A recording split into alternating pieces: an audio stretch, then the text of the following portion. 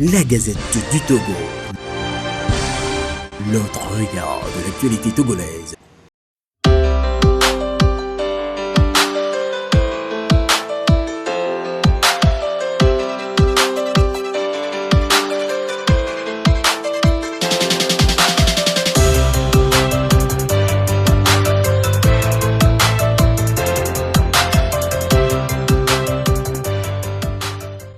Fall Touré, togolais d'origine, Kotokoli, si on peut dire ça, de la famille Katakbao Touré, styliste, résident en Belgique, a un showroom à Bruxelles.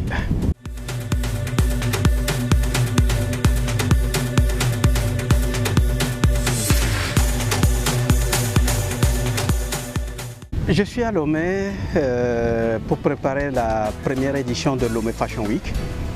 Lomé Fashion Week qui rentre donc dans la lignée des grands Fashion Week que nous connaissons, Paris Fashion Week, London, New York, Tokyo, Milan Fashion Week.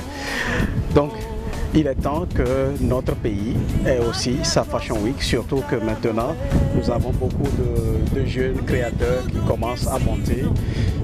Nous avons déjà des stylistes qui sont là également et il est temps aussi donc de faire connaître donc, nos créateurs, notre pays sur le plan international au niveau donc du showbiz de la mode. Une Fashion Week, c'est une semaine où tous les créateurs se racontent. C'est-à-dire, je donne un exemple, la Fashion Week de Paris par exemple, le monde entier, le showbiz, les artistes de la chanson, de la mode, tout le monde se converge vers la ville où il y a la Fashion Week. Ici c'est Paris, donc Paris, ils sont là, c'est la fête de la mode, c'est la saison où on montre les nouvelles collections. Alors, que ici, au niveau de l'Afrique, on ne l'avait pas. Il n'y a que 5 grands Fashion Week dans le monde. Maintenant, beaucoup de pays, même en Europe, commencent aussi. Bruxelles n'était pas cité parmi les grandes Fashion Week, mais maintenant, même Bruxelles commence par organiser sa Fashion Week.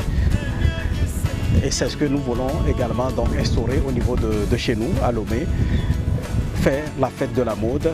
Mais moi, je ne veux pas qu'on parle seulement que des créateurs renommés, parce que les Fashion Week, c'est vrai qu'on ne parle que des grands créateurs, des grandes maisons de couture et tout, et aussi ça permet aux jeunes créateurs donc, de commencer à présenter leur collection et monter dans le sphère de la mode. Ici, il y a beaucoup de choses à faire, il faut changer aussi la mentalité. Déjà les créateurs, les stylistes, on n'en a pas beaucoup.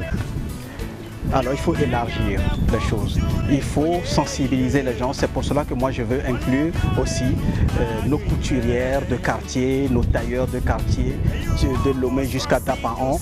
Les gens doivent comprendre, ces créateurs, on doit les associer et que ça devient la semaine de la mode, donc la fête de la mode pour nous ici.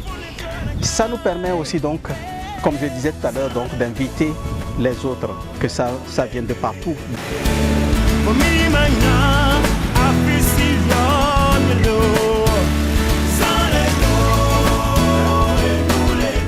En même temps, moi j'ai envie que Lomé ne devienne pas, non, Lomé reprend sa place de la capitale de la mode. Parce que Lomé était la capitale de la mode à l'époque des Nana Benz. À cette époque, c'est nos Nana Benz qui étaient les premières femmes à vendre le tissu wax en Afrique. Et tous les pays africains venaient ici acheter les tissus. D'autres achetaient les tissus et les faisaient faire. Ils faisaient en même temps, ils confectionnaient en même temps les vêtements avec nos tailleurs. Les couturiers ici et partaient avec les vêtements pour les vendre chez eux. Parce que nous vendons les tissus, on avait les meilleurs couturiers également. Chez eux, il n'y en avait pas. Donc c'est ici que tout se passait. C'était vous êtes d'accord avec moi, ici était la capitale. Tout se passait ici. Mais malheureusement, avec le temps, on a perdu. Abidjan, d'autres Sénégal, Dakar, ces pays ont pris notre place. Mais il est temps maintenant qu'on récupère notre place.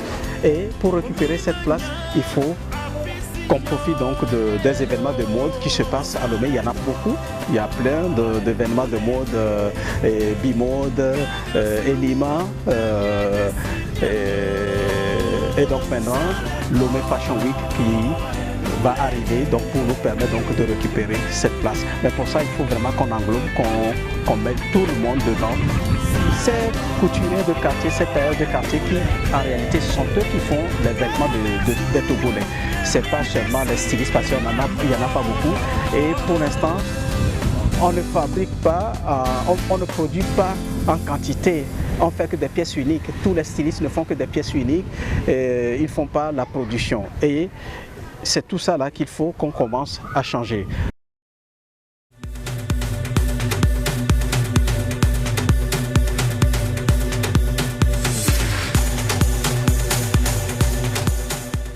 J'ai écrit le projet Lomé Fashion Week et après, à la fin, en 2000, j'ai dit, suivra une académie de mode. En 2013, on a fait l'académie de mode. On a créé la première académie de mode du niveau international. Et en 2016, on lance la Fashion Week. On a dû attendre beaucoup d'années avant de décider donc de le lancer. Pourquoi? Parce que c'est le moment, beaucoup de choses ont changé. Il y a beaucoup de jeunes créateurs aujourd'hui qui sont talentueux parce que j'en vois beaucoup.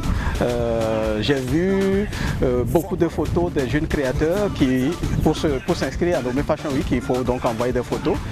Et franchement, je suis heureux. L'équipe de Lomé Fashion Week, qui a des Européens dedans, qui ont vu donc les inscriptions, qui ont vu les créations donc, des jeunes Africains, de stylistes africains.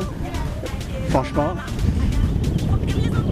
je pense que c'est la bonne période. C'est maintenant qu'il faut qu'on se lance pour promouvoir tout cela.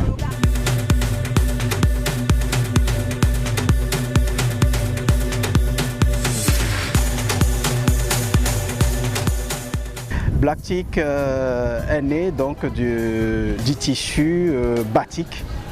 Donc, en fait, c'est la fusion de black, noir, africain et batik. Le batik, ouais, d'ailleurs, même que je porte ici, donc c'est une des chemises donc, de la marque Blacktic qui est fait en batik. C'est nous qui avons teint, c'est nous qui avons choisi les motifs, c'est nous qui avons créé notre propre tissu. Donc l'idée, c'est de montrer aux jeunes créateurs africains qu'il est temps de créer nos propres tissus pour faire nos collections. Parce que les grandes marques, je vais profiter encore pour leur dire ça, les grandes marques qu'ils connaissent, les grandes maisons de couture, Dior, Chanel, les grands créateurs comme Lagerfeld, Galliano,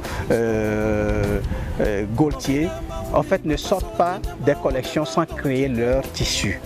Non, quand on commence par préparer une collection, on passe au tissu sur lequel on va travailler la collection. Donc on fait créer ce tissu dans les usines. Mais nous n'avons pas encore les moyens d'aller dans des usines pour créer nos tissus. Mais on peut au moins faire le batik qui ne coûte pas beaucoup d'argent. C'est nous qui allons choisir nos propres couleurs, c'est nous qui allons dessiner nos motifs et on aura des tissus pour faire notre collection au lieu d'aller acheter des tissus qui existent déjà.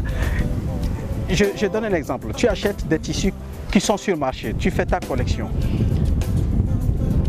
Quelqu'un qui voit les photos de ta collection et qui aime le modèle va faire quoi? La personne va aller au marché parce qu'il connaît le tissu, il va aller acheter le tissu et il va aller chez un autre tailleur ou couturier qui va lui faire le modèle. Toi, le créateur qui a inventé le truc, tu n'auras rien gagné. Celui à qui tu as fait de la publicité, c'est celui qui a créé son tissu.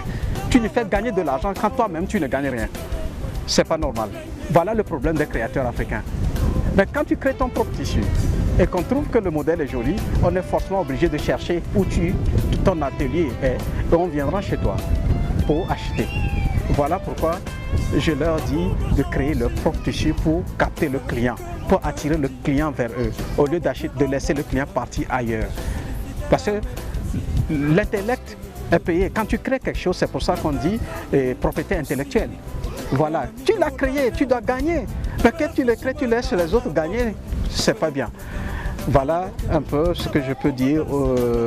La raison pour laquelle j'ai créé donc le Blacktic, c'est pour moi une façon de montrer que ce que j'ai dit à mes étudiants à l'académie est réel, est vrai.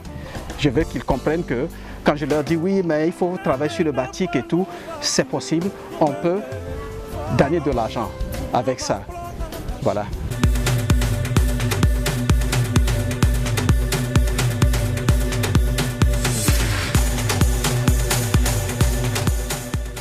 Mon souhait pour la mode au Togo d'abord, qu'on récupère déjà la place de leader, de capitale de la mode.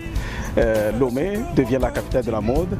Que nos créateurs, africains en général, et togolais en particulier, puissent aussi habiller n'importe qui dans le monde comme les autres nous habillent, nous envahissent ici avec leurs vêtements. Qu'un jour on puisse aussi envoyer nos vêtements un peu partout dans le monde, qu'on puisse trouver par exemple la marque Desmo Design ou Elima dans une boutique à Paris. Trouver les noms que j'ai cités, trouver leur création dans une boutique à Tokyo. Voilà mon souhait. La Gazette du Togo. L'autre regard de l'actualité togolaise. Rejoignez-nous sur le www.lagazettedutogo.com ou encore sur nos comptes Twitter, Facebook et YouTube. Pour nous soutenir, merci de nous contacter à l'adresse suivante: contact@lagazettedutogo.com.